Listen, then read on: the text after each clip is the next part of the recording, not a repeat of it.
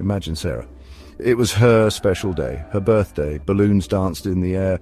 A delicious cake sat on the table. Her friends gathered around her. They sang with cheerful voices. Sarah wanted to capture this precious moment forever. She quickly grabbed her smartphone. She pressed the record button, a heartfelt message for her future self.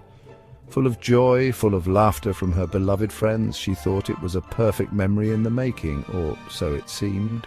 Later, Sarah decided to listen, to relive that happy moment. She pressed play on her phone. The sounds of the party filled the air. Then she heard a voice, her own voice. But it sounded so unfamiliar, so strange, so not her. "Is that really me?" she whispered to herself. A slight cringe appearing.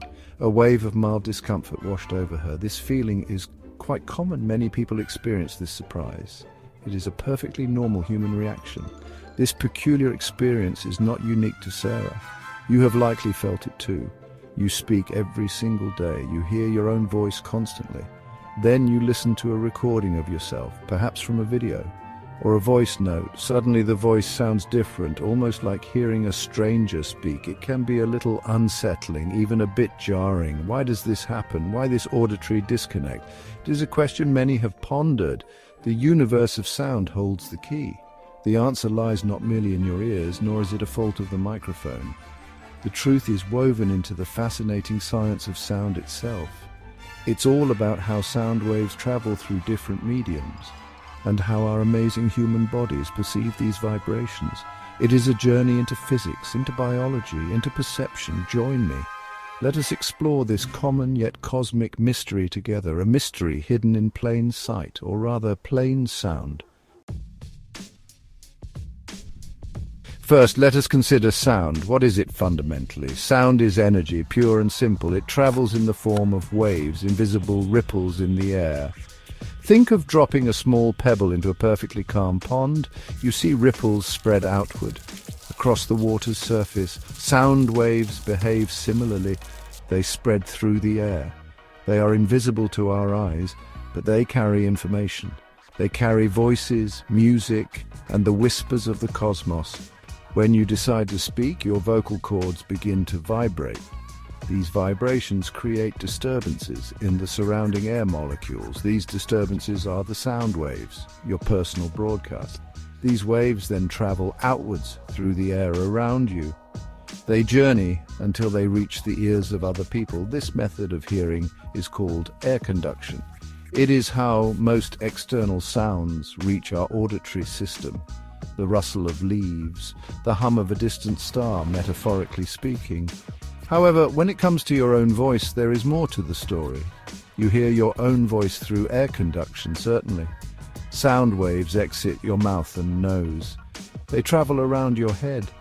They enter your ear canals just like any other sound, but crucially, you also hear yourself through bone conduction. As your vocal cords vibrate, they cause your skull bones to vibrate too, your jawbone, your entire cranial structure.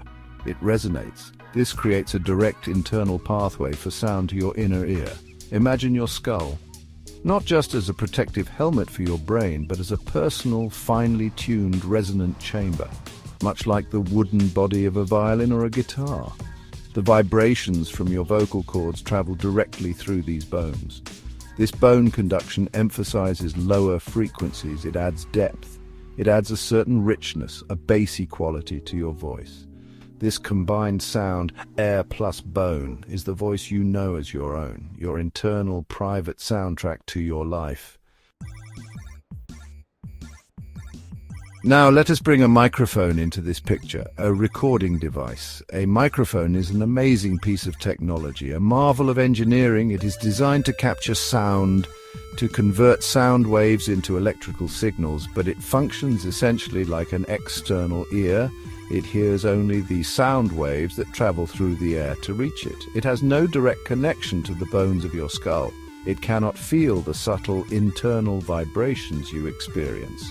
Its world is purely one of air-conducted sound, so when you record your voice, the microphone diligently does its job. It captures the sound waves propagating through the air, but it misses a crucial component, the bone-conducted part of your voice. The internal resonance, the vibrations within your skull are lost to it. The deeper tones, the richness that bone conduction adds are absent. The sound it records is purely external.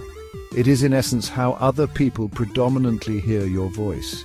A voice carried only by the medium of air. This recorded voice, therefore, sounds different to you. It often lacks that familiar bassy quality, the warmth you perceive internally. The sound waves captured by the microphone are, in a way, thinner. They do not possess that full-bodied character, the one you are so intimately accustomed to from inside your own head. It is like listening to an orchestra with some instruments missing. The melody is there, but the full harmony is altered. The texture of the sound has changed. Consequently, the voice you hear on a playback often sounds higher pitched. It might seem less powerful or simply unfamiliar, even alien. This is the air-only version of your vocal signature. It is your voice stripped of your personal internal acoustic enhancements. It is a different slice of auditory reality, not wrong, just different. The recording offers you an external perspective, a glimpse, or rather a listen to how the universe hears you, without the benefit of your internal sound system. So, this brings us to a fascinating question. Which voice is the real one? The one you hear inside your head, or the one that plays back from a recording? It is a good question, a question that touches upon perception, and it delves into the beautiful physics of sound. The universe, in its grand complexity, is full of such intriguing wonders, and the answer is perhaps a matter of perspective. Scientifically speaking, the recorded voice is much closer to what other people hear.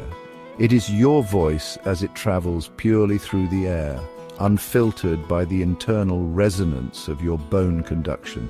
This is how your sound waves primarily impact the eardrums of your listeners. It is, in a sense, your public voice, your acoustic ambassador to the world, the voice that interacts with the environment beyond your own body. It is a more objective representation of your vocal output as perceived by an external observer or a microphone. This difference between perceived internal voice and recorded voice is not a flaw. It is not something to be dismayed about. It is a feature, a remarkable and elegant aspect of human biology, and a direct consequence of the physics of sound transmission. Our bodies are truly intricate and wondrous instruments. We possess a built-in dual pathway sound system.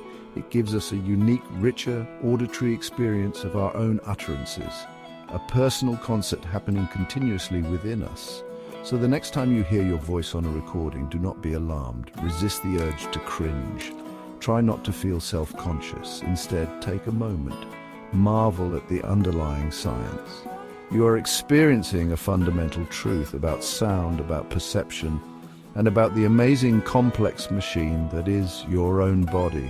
It is a shared human experience, a universal phenomenon, a small, everyday testament to the cosmos operating within each of us. Embrace it. It is simply science in action.